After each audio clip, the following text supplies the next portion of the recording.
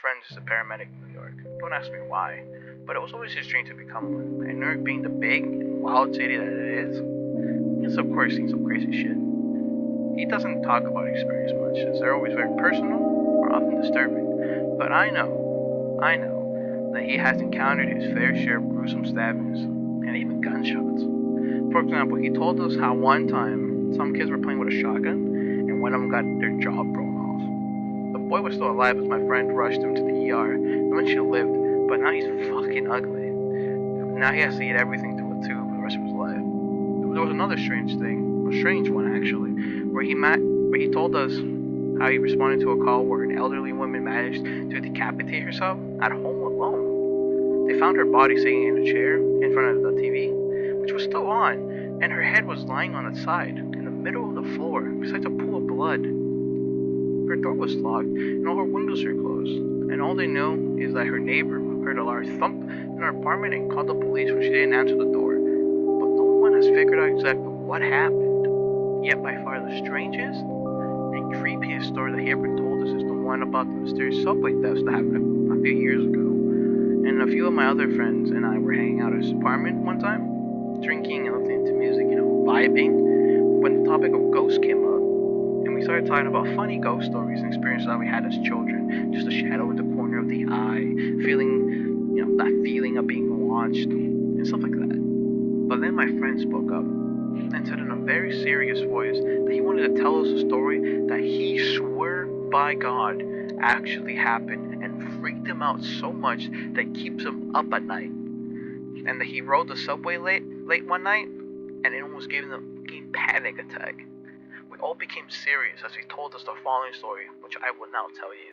So my friend said a couple years ago, the ambulance crew started getting calls about, I don't know, once every week about people found dead on the subway. And deaths always happening between a few particular stations. He said the names, but I don't recall them exactly. The New York subway system is huge anyways. And it always happened late at night when the cars were almost deserted. In fact, the victims were always found alone in the subway car sitting or lying on the benches. And there was never any witnesses. Another detail is all the victims were male and died of heart attacks. Sometimes even when they were unusually young. After the calls have been coming in steadily for a couple months, the story started to get some minor attention. The police checked footage from the cameras in the stations, but they never saw anyone get on or off the trains regularly that made them think that a particular person was causing the heart attacks with like drugs or a stun gun or by any other means. There was no explanation. It seemed like some unlucky guy would be riding the subway car. Everyone would happen to get off, and then sometime when he was alone in the car between stations, he would just simply have a massive heart attack and die. The newspaper even ran a small insert about the case in the back of breeches of the police spotter, I think.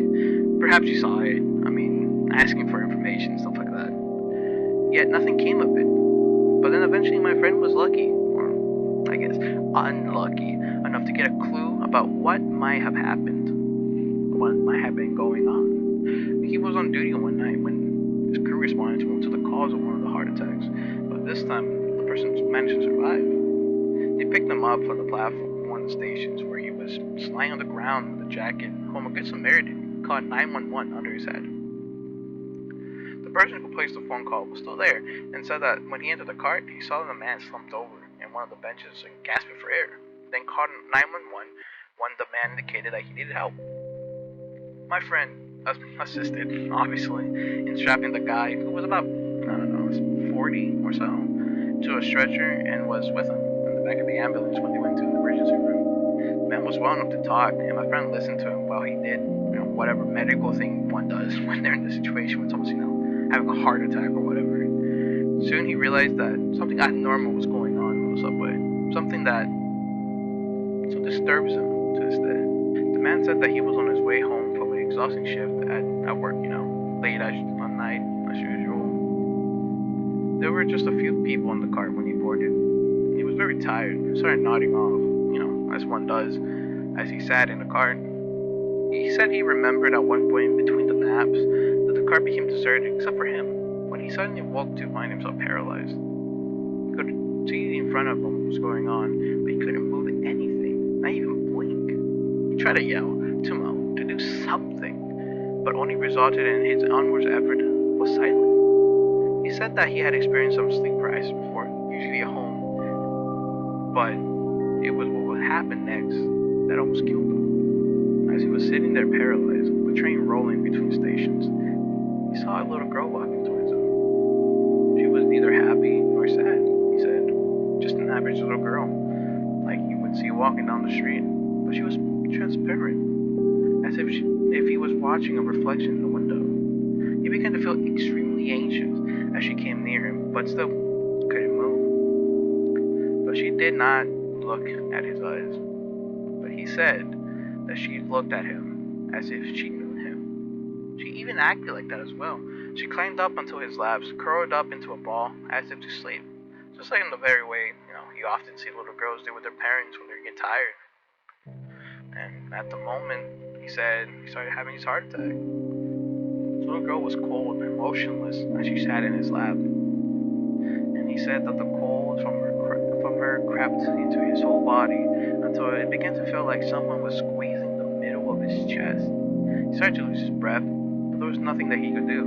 The little girl just sat there in his lap, filling him with cold. Suddenly, the subway arrived at the next station, and the little girl just dissolved. The man's words. From his lap, just between, he heard the door open. That's when that good Samaritan, remember that guy, who made the call, came up to him, and he said, friend related us, the man survived the incident, recovered fully. The cause about the heart attacks needed to come in, like, I don't know, another month or so.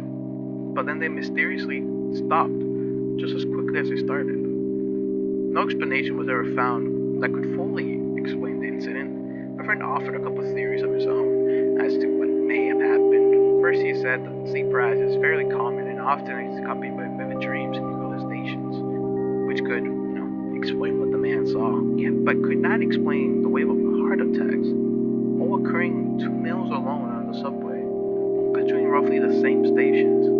Unfortunately, for the sake of finding the truth, the lucky man, I guess was the lucky man, at least to my friend's knowledge, was the only one that survived. And there are no other stories to compare his to. The other theory is that there really was a ghost of a little girl who caused the heart attacks on that subway. Like any big city, New York has a lot of domestic crimes and many broken families. My friend speculated that she was a girl who was perhaps killed by one of her parents, or maybe died when she was, wandering into the subway tunnels after running away from home, and spent time after her death searching for her father. Of course, no one knows for sure. After my friends finished speaking, we all sat there silently, staring at the ground. Some upbeat song played in the background, from a radio that we had. But the mood was dead by now. And they stayed that way until my friends and I went home. When we did, I don't think a single one of us took that subway that evening.